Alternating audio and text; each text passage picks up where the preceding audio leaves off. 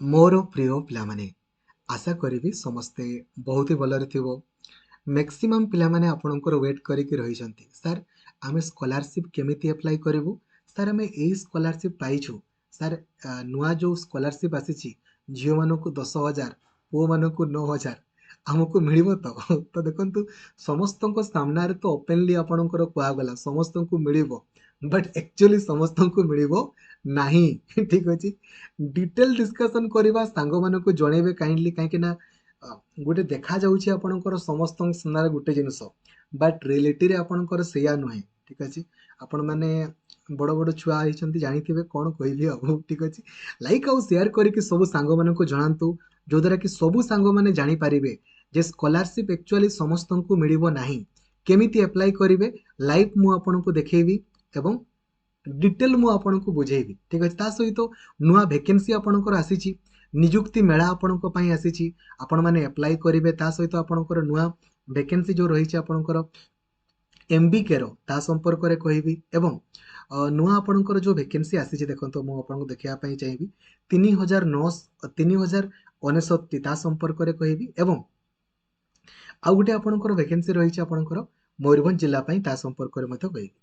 तो जदि आपण ओडिशार सबुठारु बड़ टेलीग्राम ग्रुप रही ओडिशा टीचर एसोसिएशन जॉइन ही नहांती ना एबे ही जॉइन हो जातु जो ग्रुप रे 1,76,000 रु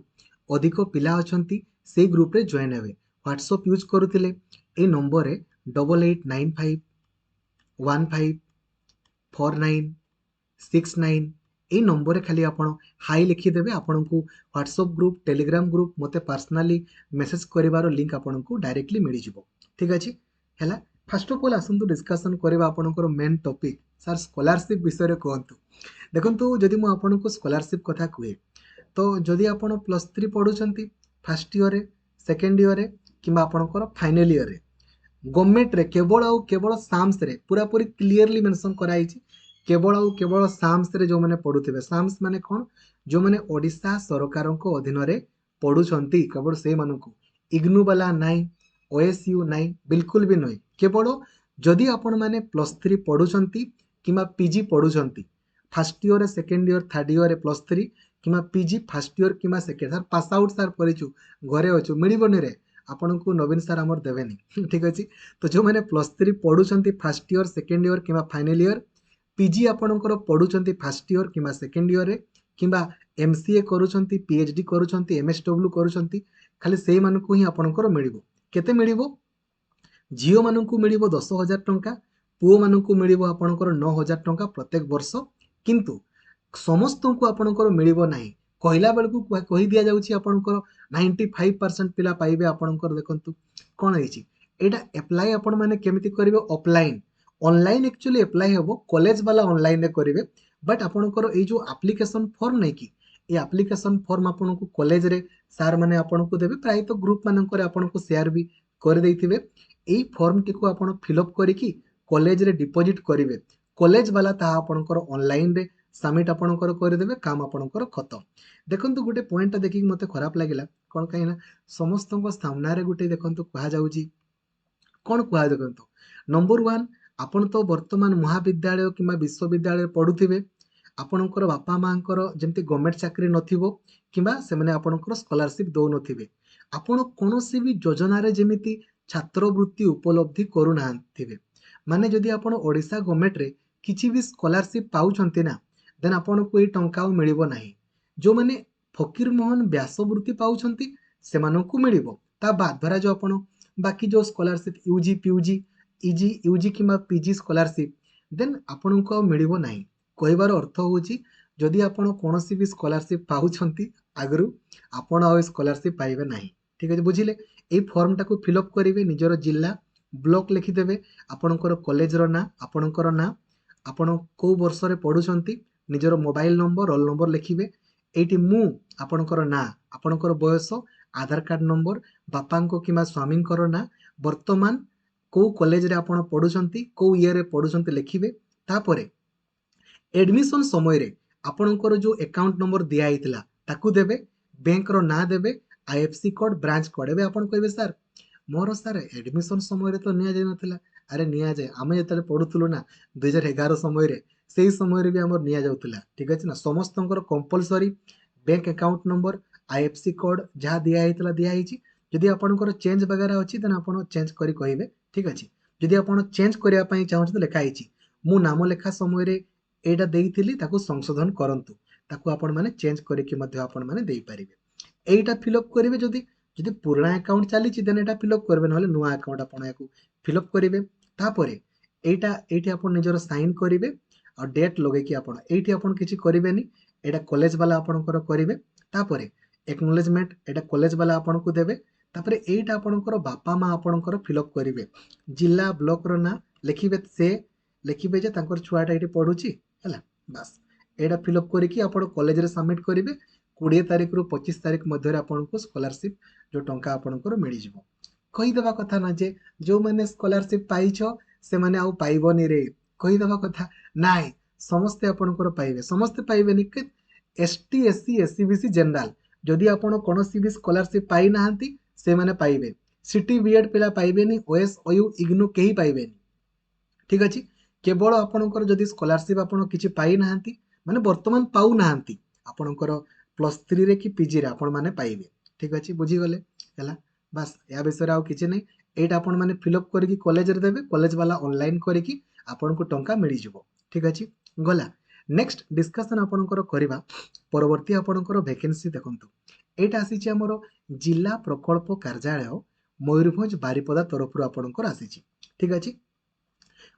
ओडिशार सबु जिल्लार आपणकर झीओ माने खाली एप्लाई करि परिबे पुओ माने तो नै जेतकी भी कस्तूरबा गांधी बालिका विद्यालय रहिछि सेथिरे आपणकर वार्डन पदवी पई आपणकर वैकेंसी बाहरिछि आपण माने 28 फेब्रुआरी सुधिया संध्या 5टा सुधा जेमिति स्पीड पोस्ट माध्यम रे एप्लाई करि परिबे देखंतु एठी आपणको लेखा हिछि आउ जोटा हले भी आपण गुटे पई एप्लाई करिवे एमति नुहे सबुटा पई जोटा हले भी गुटे आपण जो स्कूल रे चाकरी करिया पई चाहुचंती से स्कूल रो ना रे आपण माने एप्लाई करिवे ठीक अछि जो स्कूल रे चाहुचंती से स्कूल रो ना अनुसार एप्लाई करिवे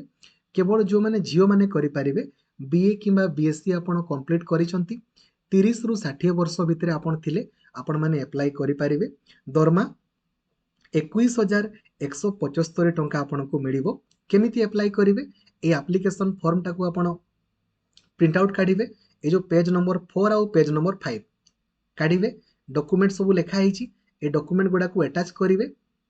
आउ को स्कूल रे आपण हेबा पई चाहुचंती से स्कूल रो आपण एड्रेस रे आपण पठेई देबे आपनको आपणकर सेमे डाकिबे आ मार्क बेसिस रे आपणकर सिलेक्शन होबो कोनोसी भी टंका पडिबो नाही सर कहबे यार एप्लीकेशन फॉर्म वगैरह नोटिफिकेशन कोउटी पाइबी गूगल रे आपण सर्च करिवे मयूरभंज मयूरभंज खाली सर्च करिवे किबा मयूरभंज.nic.in आपण जिवे मयूरभंज.nic.in जेमिति आपण प्रथम ऑफिशियल वेबसाइट को जिवे ऑफिशियल वेबसाइट को गला परे